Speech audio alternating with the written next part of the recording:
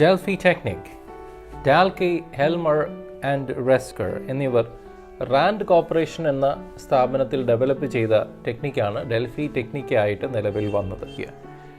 Sales, demand, product forecasting.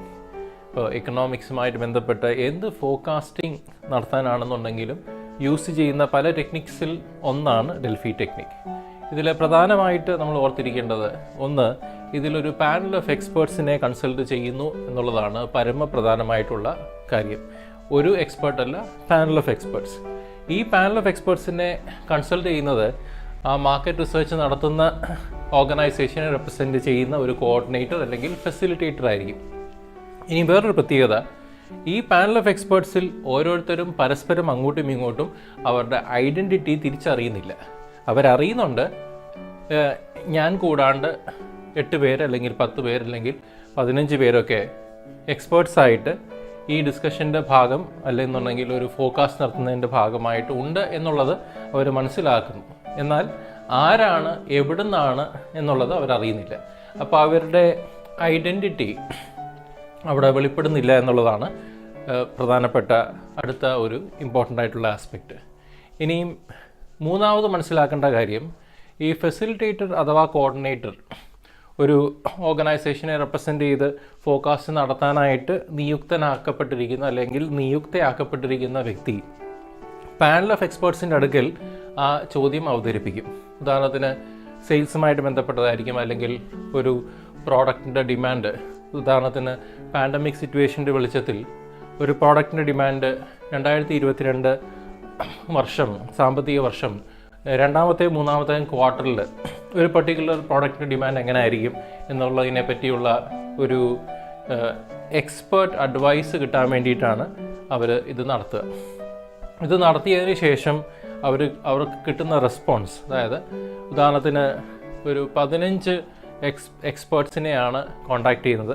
ഈ 15 എക്സ്പേർട്സും ഒരു സംസ്ഥാനത്തോ ഒരു രാജ്യത്തോ ഇരിക്കണമെന്നില്ല, അവർ പല രാജ്യത്ത് സ്പ്രെഡ് ആയിരിക്കും.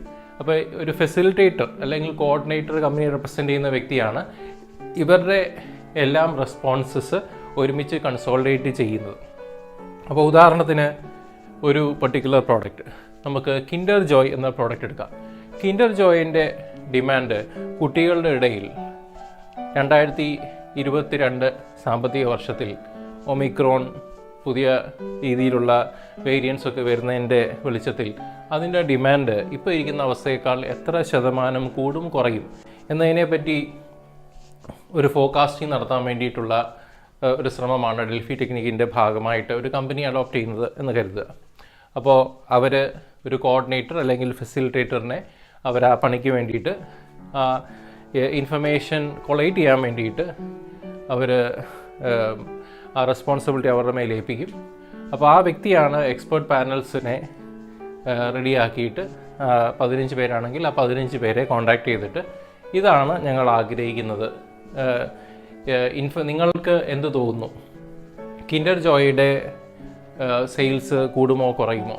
അപ്പോൾ അവരെ എക്സ്പേർട്സാണ്. അതായത് ഈ മേഖലയിൽ ഒരു പ്രോഡക്റ്റിനെ പറ്റി, കൺസ്യൂമർ പാക്കേജ് ഗുഡ്സിൽ അല്ലെങ്കിൽ റീറ്റെയിൽ ഗുഡ്സിനെ പറ്റി നല്ല രീതിയിൽ വിലയിരുത്താൻ പറ്റുന്ന ഒരു വ്യക്തി ആയതുകൊണ്ടാണ് നമ്മൾ ആ വ്യക്തിയെ ഒരു സബ്ജക്റ്റ് മാറ്റർ എക്സ്പേർട്ടായിട്ട് ഈ ഡെൽഫി ടെക്നിക്കിന് വേണ്ടി കോൺടാക്ട് ചെയ്യുന്നത്, അല്ലെങ്കിൽ ഫെസിലിറ്റേറ്റർ കോൺടാക്ട് ചെയ്യുന്നത്. അപ്പോൾ കോൺടാക്ട് ചെയ്തതിന് ശേഷം അവർ റെസ്പോണ്ട് ചെയ്യും, ഓരോരുത്തരും റെസ്പോണ്ട് ചെയ്യും. ഒരാൾ റെസ്പോണ്ട് ചെയ്യുന്നത് വേറെ ആൾ അറിയുന്നില്ല. ഇവർ റെസ്പോണ്ട് ചെയ്യുന്ന ആർക്കാണ്? ആ ഫെസിലിറ്റേറ്റർ അല്ലെങ്കിൽ കോർഡിനേറ്ററിനാണ് റെസ്പോണ്ട് ചെയ്യുക. അപ്പോൾ ഒരാൾ പറയും 10% കഴിഞ്ഞ വർഷത്തേക്കാൾ കൂടാൻ സാധ്യതയുണ്ട് ഇന്ന കാരണം കൊണ്ട്. വേറൊരാൾ പറയും 7% കൂടാൻ സാധ്യതയുണ്ട് ഇന്ന കാരണം കൊണ്ട്. വേറൊരാൾ പറയുന്നു 2% കൂടാൻ സാധ്യതയുള്ളൂ ഇന്ന കാരണം കൊണ്ട്. വേറൊരാൾ പറയും ഒരു രീതിയിൽ ഇത് കൂടാൻ പോകുന്നില്ല, പഴയ അവസ്ഥ തന്നെ നിലനിൽക്കും. ഇനി വേറൊരാൾ പറയും ഒരു 1.5% അല്ലെങ്കിൽ 2% താഴാൻ സാധ്യതയുണ്ട് ഇന്ന കാരണം കൊണ്ട്. അപ്പോൾ ഓരോരുത്തരും അവരുടെ സബ്ജക്റ്റ് മാറ്റർ എക്സ്പേർട്ടീസിനെയും അവരുടെ മാർക്കറ്റ് വ്യൂ പോയിൻ്റ് അല്ലെങ്കിൽ അനാലിസിസിനെ ബേസ് ചെയ്തുകൊണ്ട് ഫെസിലിറ്റേറ്ററിനോട് കമ്മ്യൂണിക്കേറ്റ് ചെയ്യും. അപ്പോൾ ആദ്യത്തെ റൗണ്ട് കഴിയുമ്പോൾ ഈ 15 പേരുടെയും റെസ്പോൺസസ് ഫെസിലിറ്റേറ്റർ കൺസോൾഡേറ്റ് ചെയ്തിട്ട് പേര് വെളിപ്പെടുത്താണ്ട്, ആരാണ് എവിടുന്നാണ് വെളിപ്പെടുത്താണ്ട്, എല്ലാവരുടെയും റെസ്പോൺസസ് എല്ലാവർക്കും കാണുന്ന രീതിയിൽ അത് ഷെയർ ചെയ്യും. എന്നിട്ട് രണ്ടാമത്തെ റൗണ്ടിൽ വീണ്ടും അവരുടെ ഫോർകാസ്റ്റ് റിവൈസ് ചെയ്യാനായിട്ട് ആവശ്യപ്പെടും. എന്തിൻ്റെ ബേസിസിലാണ് റിവൈസ് ചെയ്യുക? എല്ലാവർക്കും ഇപ്പോൾ എല്ലാവരുടെയും വ്യൂ പോയിൻറ്റ്സ് കാണാനായിട്ട് സാധിക്കും. ഓരോരുത്തരുടെ വ്യൂ പോയിൻറ്റ്, ഒരാൾ ചിലപ്പോൾ പറഞ്ഞേക്കുന്നത് സപ്ലൈ ചെയിൻ ബാധിക്കപ്പെടും എന്നുള്ളതുകൊണ്ടായിരിക്കും. വേറൊരാൾ പറയുക കിൻഡർ ജോയ്ക്ക് ആവശ്യമായിട്ടുള്ള റോ മെറ്റീരിയൽസ് വരുന്നത് ഇന്ന രാജ്യത്തു നിന്നാണ്, അവിടെ നിന്നുള്ള ഇമ്പോർട്ട് ഇന്ന കാരണം കൊണ്ട് അഫക്റ്റ് ആവാൻ സാധ്യതയുണ്ട്, അതുകൊണ്ടാണ് ഞാൻ ഇന്ന രീതിയിൽ സെയിൽസ് ഫോക്കാസ്റ്റ് അല്ലെങ്കിൽ പ്രോഡക്റ്റ് ഡിമാൻഡിനെ ഫോക്കാസ്റ്റ് ചെയ്തത്. അപ്പോൾ ഓരോരുത്തരുടെ വ്യൂ പോയിൻ്റ് മറ്റുള്ളവർ കാണും. എന്തുകൊണ്ടാണ് ആ വ്യക്തി ഇത്ര ശതമാനം പറഞ്ഞതെന്നുള്ളത് അത് വേറൊരു എക്സ്പേർട്ട് ചിലപ്പോൾ ചിന്തിച്ച ആംഗിളിൽ നിന്നായിരിക്കുകയില്ല. അപ്പോൾ മറ്റുള്ളവരുടെ വ്യൂ പോയിൻറ്റ്സ് മനസ്സിലാക്കിയിട്ട് അവരുടെ വ്യൂ പോയിൻറ്റിനെ കൂടെ ഫാക്ടറിൻ ചെയ്ത് അക്കോമഡേറ്റ് ചെയ്തിട്ട് അടുത്ത റൗണ്ടിൽ ഓരോ എക്സ്പേർട്സും അവരുടെ ഫോക്കാസ്റ്റ് റിവൈസ് ചെയ്യും. ഈ റൗണ്ട്സ് ഓഫ് റിവിഷൻ അല്ലെങ്കിൽ forecasting the information in a revised manner, this will continue. How long is this going to continue? This will continue till 8 experts, a minimum of 8 experts arrive at a consensus. Consensus എന്ന വാക്കിൻ്റെ അർത്ഥം general agreement ആണ്. ഏകദേശം ഒരേ രീതിയിലുള്ള information minimum 8 എക്സ്പേർട്സിൽ, നമ്മൾ 15 എക്സ്പേർട്സിനെ contact ചെയ്യുന്ന ഒരു ഉദാഹരണമാണ് ഇപ്പോൾ ഡിസ്കസ് ചെയ്തത്.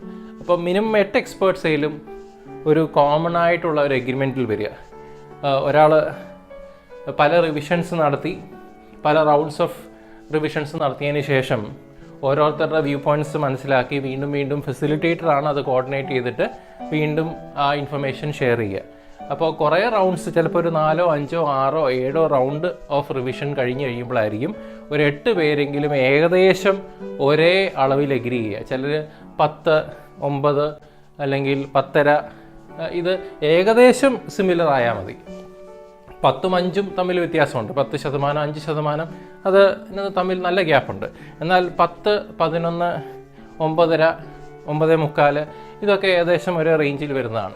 അപ്പോൾ അങ്ങനെ ഏകദേശം സിമിലറായിട്ട് വരുന്ന അവസ്ഥയിൽ ഡെൽഫി പ്രോസസ്സ് അവർ സ്റ്റോപ്പ് ചെയ്യും. എന്നിട്ട് ആ ഇൻഫർമേഷൻ ഷെയർ ചെയ്യും. ഈ ഇൻഫർമേഷൻ ഓർഗനൈസേഷൻ യൂസ് ചെയ്യുന്നത് എന്തിനു വേണ്ടിയിട്ടാണ്? എക്സ്പേർട്ട് പാനൽസിനെ കൺസൾട്ട് ചെയ്തതുകൊണ്ട് ഒരു തരത്തിലൊരു ബ്രെയിൻ സ്റ്റോമിങ് ഒരൊറ്റ സെഷനായിട്ട് നടത്താണ്ട് സെപ്പറേറ്റ് ആയിട്ട് ഡിസ്ക്രീറ്റ് ആയിട്ടുള്ള ഒരു ബ്രെയിൻ സ്റ്റോമിങ് സെഷനാണ് നടത്തിയിരിക്കുന്നത്. ആ ഇൻഫർമേഷനെ കൊളേറ്റ് ചെയ്തിട്ട് ഓർഗനൈസേഷൻ തിരിച്ചു കൊടുക്കുമ്പോൾ that helps the CEO of the company or people who are decision makers in the company to make concrete decision about their business. ഈ ഒരു കോണ്ടെക്സ്റ്റിൽ പറയുകയാണെന്നുണ്ടെങ്കിൽ that is more pertaining to how much more should I manufacture or how much less should I produce, what is the demand going to be in the market എന്നിങ്ങനെയുള്ള conclusions ആ കൺക്ലൂഷനിൽ എത്താനായിട്ട് Delphi technique കൊണ്ട് സാധിക്കും. വിദഗ്ധരുടെ ഒരു പാനലിനെ ആശ്രയിക്കുന്ന വ്യവസ്ഥാപിതവും സംവേദനാത്മകവുമായ പ്രവചന രീതിയായി വികസിപ്പിച്ചെടുത്തതാണ് Delphi technique. The Delphi method or Delphi technique is a structured communication technique originally developed as a systematic interactive forecasting method that relies on a panel of experts. Thank you and happy learning.